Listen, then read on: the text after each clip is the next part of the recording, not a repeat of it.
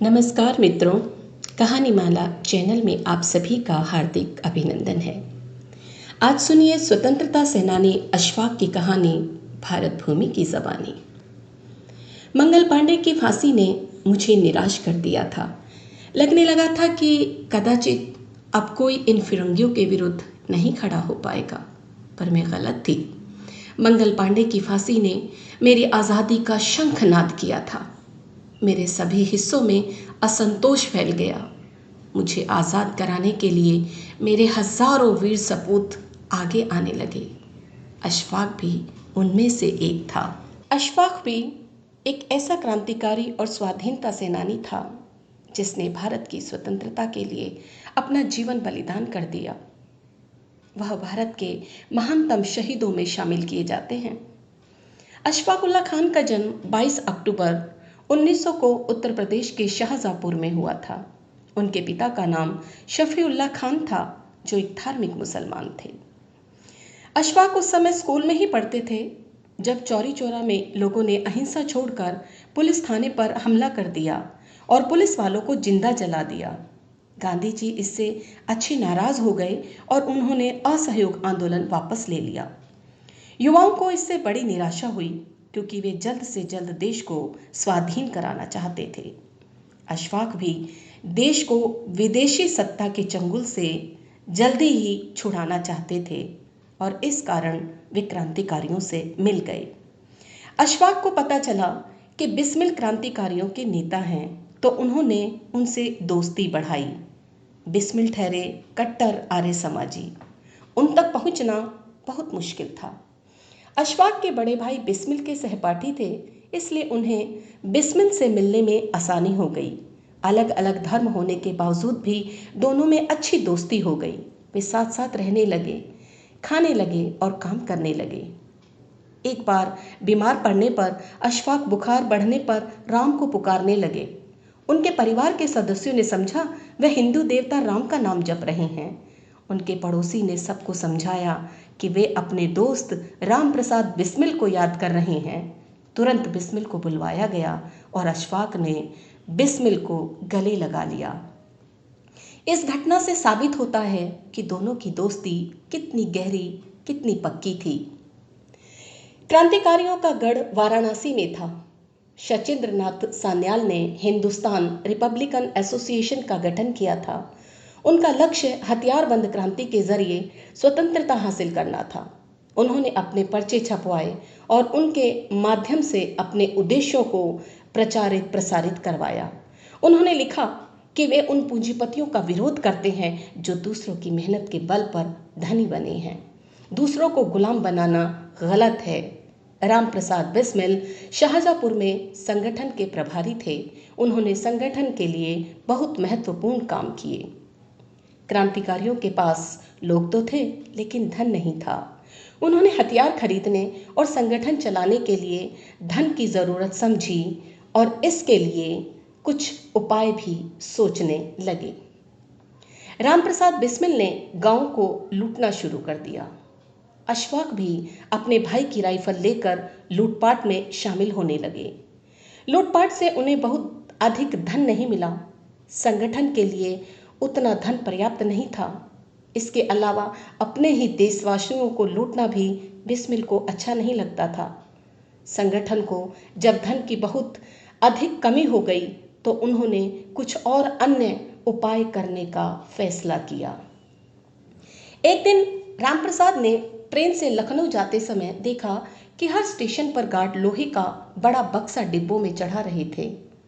उसके मन में नया विचार आया, क्यों ना इन बक्सों को लूटकर इनके अंदर रखा धन हथिया लिया जाए। यह लूट आम पुलिस वालों की नहीं थी, बल्कि सीधे सरकार की होनी थी। यह पूरी सरकार पर चोट होगी। इसे सरकार हल्के में नहीं लेगी। दूसरे, इसके बाद संगठन के लोगों पर बहुत दमनात्मक कार्रवाई होगी। सरकार एकदम पीछे पड़ जाएगी। कई लोग पकड़े भी जा सकते हैं और उन्हें सजा भी हो सकती है।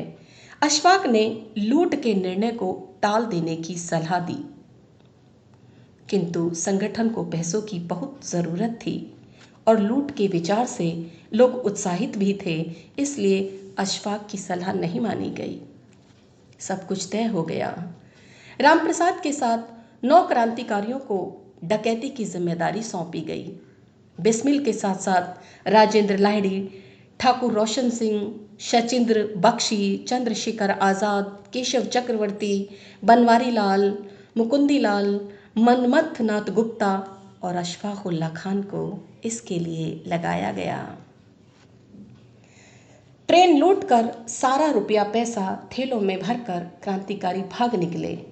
पूरी डकैती सिर्फ 10 लोगों ने की थी। डकैती के 1 माह बाद रामप्रसाद को गिरफ्तार कर लिया गया।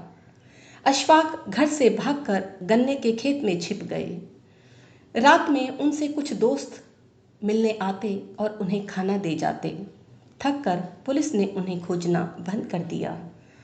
अशफाक को लगने लगा कि अब घर छोड़ देना बेहतर होगा और वे क्रांतिकारियों के मुख्यालय काशी रवाना हो गए। बाकी क्रांतिकारी साथी गिरफ्तार हो चुके थे। काशी से वो बाहर चले गए और एक इंजीनियरिंग फर्म में नौकरी करने लगे। आपको पता है, अशफाक बहुत अच्छे शायर थे और मुशायरों में भी हिस्सा लेते थे। उन्हें लगता था कि इंजीनियरिंग में वो अपने देश को आगे बढ़ा पाएंगे, अपने देश के लोगों की भलाई कर पाएंगे।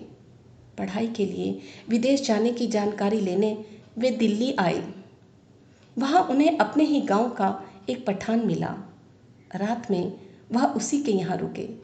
सुबह दरवाजे पर दस्तक हुई, द्वार खोला तो पुलिस खड़ी थी। उनके साथ धोखा हुआ था। उसी पठान ने इनाम के लालच में पुलिस को खबर दी थी। गिरफ्तारी के दौरान पुलिस अधिकारी ने उनसे भी मुखबिर बन जाने और अन्य क्रांतिकारियों के बारे में सुराग देने को कहा और बदले में छोड़ देने का लालच भी दिया, लेकिन अशफाक ने इनकार कर दिया। काकोरी केस में प्रगति हुई। शचिंद्र नाथ बख्शी पकड़े गए और उन पर भी मुकदमा शुरू हो गया। बख्शी और अशफाक दोनों पर एक ही अदालत में मुकदमा चला।